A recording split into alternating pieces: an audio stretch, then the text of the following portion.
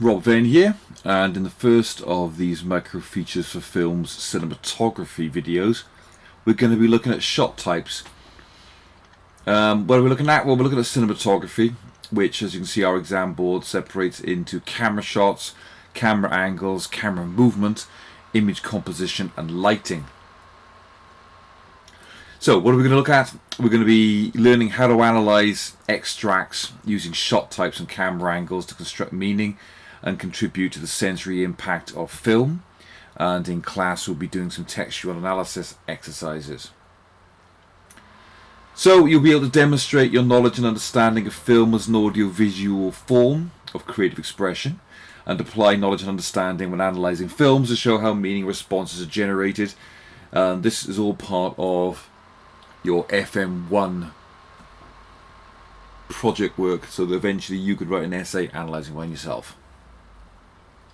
Right, so first of all, cinematography.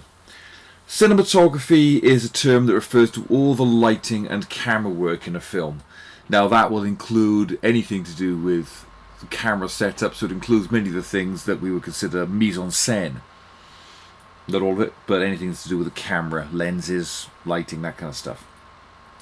Now, the person who's in charge of all the camera work and lighting can be called under a number of different names. Cinematographer is a European term. It's more associated with the more arty end of it. They're more commonly known as directors of photography, or DPs, or DOPs for short, in the US. In the UK, they're sometimes called lighting cameraman or camerawoman. Because this is a bit clunky, you might often hear DP being used more often. Now, what are the elements that are going to be part of our cinematography? Well, first of all, we've got your shot types. Close, medium, long, etc. Camera angle, level, high, low, or Dutch. Canted, another word for Dutch angle. Camera movement, how the image is composed, how lighting is created, and as a relation to that, colour, which is obviously linked to lighting. The type of lens that's used, and how things are focused. We don't really go into that really as part of the syllabus, but I'm going to talk to you anyway because, hey, you should know this kind of stuff is interesting. Right, so we've done this before, but if we look at the various kind of shot types, they can be split into three basic categories: close, medium or mid, and wide shots. The most common ones you're going to be seeing in any film or TV show are the close-up.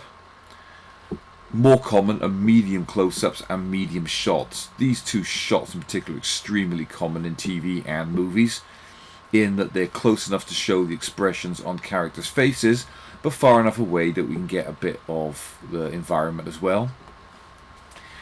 We've also got the three-quarter shot, also known as the medium long shot, known to the French as the plan américain, sometimes known as the Hollywood or the cowboy shot, because it was so common in westerns. And that is from the knees up. These kind of shots, long shots, they're for showing action. They can, we're close enough we can see a bit of the expression on the character's face, but it's really about getting the environment. And then we've got very long shots, which again are for showing action and environment, and establishing shots for establishing locations. Extreme shot, long shots, again to show locations. Extreme close-ups, or big and very close-ups, are less common, but they're there to show detail. So, as I said, close shots are for detail. Extreme close-ups are for extreme detail. Look, we've got this totem, this spinning top here from Inception. Really tight, close-in shots show what we're looking at. These are some scary, nasty monster teeth from Attack the Block. Big close-ups or very close-ups. These are very tight shots of things. If you think about how it relates to a person, we're talking a shot that may cut somebody off just below the chin to midway through their forehead perhaps. These are sparingly used. They're used for real emphasis on emotion. They're dramatic, impactful shots. Or again, like an extreme close-up, they're used for showing detail. Like again, this tube running through this character's hand in Inception, like a Cillian Murphy. Head and shoulder shots, they are close-up shots. They cut people off from top of their head to their shoulders. Again, these are principally for showing the emotions on a character's face. Medium close-up shots are more commonly used because they're less in your face, to use a term. They're less dramatic. They show the character's face, so we can see their emotions, but we can also get some sense of their environmental background. They don't feel quite so claustrophobic, so intimate. So they're often used for conversations. They're one of the more common shots you'll see in TV shows in particular. So your shot reverse shot structures of conversations will use these a lot, often being shot from over the shoulder shots like this one from Inception. Wide shots are for showing action, creating spectacle, very important term in cinema, spectacle. That's why we've got C films in a lot of cases, especially nowadays. They establish locations, they establish the spatial relationships between characters and objects, and they're basically there to show us what's going on. So, for example, we've got your medium shot. Again, one of the more common shots you'll see in TV shows and films. They cut people off from just above their head to their waistline. Again, close enough to see people's faces, but we get much more of an environment now. We can really see where they are as well. Even more commonly used for conversations as well. Three-quarter shot or medium long shot, like I said, just above people's heads to just above their knees. This was very common in the old days of Hollywood. As I said, they called it the Hollywood shot.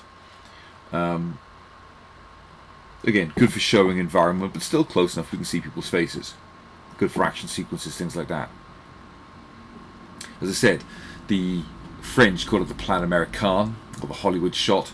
So French critics, or other critics like Richard Maltby here, have called this shot, especially the two-shot featuring two actors, the plan Americain, because it's so frequently used in Hollywood. In English, it's sometimes called a Hollywood shot. So you've got a shot from some classic Hollywood movie. Not entirely sure which movie it is.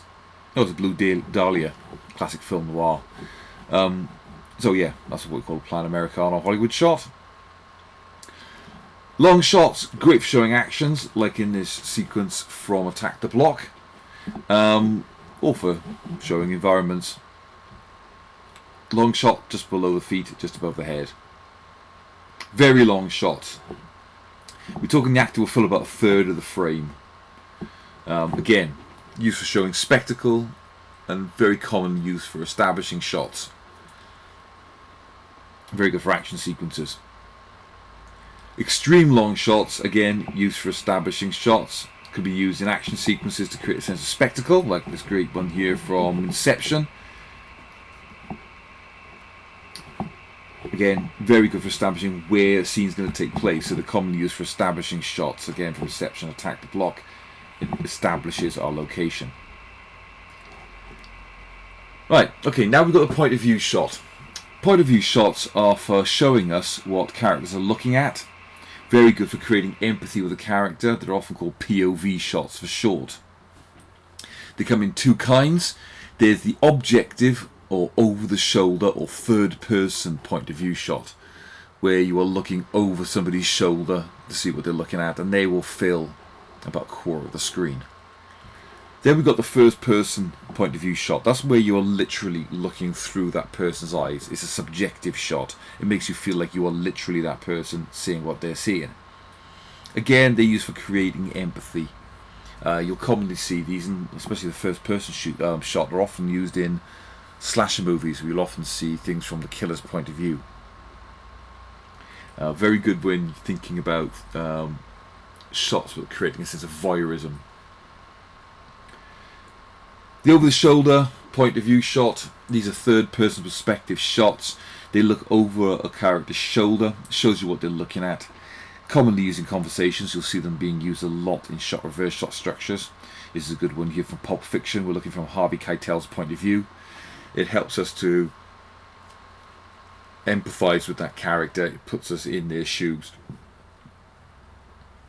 The first-person point of view shot or subjective point of view shot, it's like you are that character, you're seeing what they're seeing, so it's a very strong sense of empathy with that. You are that person. They're often used for anything involving optical devices. Think like this shot here from Inception, where we're looking through a sniper scope, or characters looking through binoculars or telescopes, things like that. Sometimes you'll see entire films, like the horror movie Maniac. You may have seen the remake with what's his face, for Elijah Wood in it. It was original, one of the original video nasties. That was all shot from the killer's point of view. Alright, your shot types. I've done all these before. Your camera angles.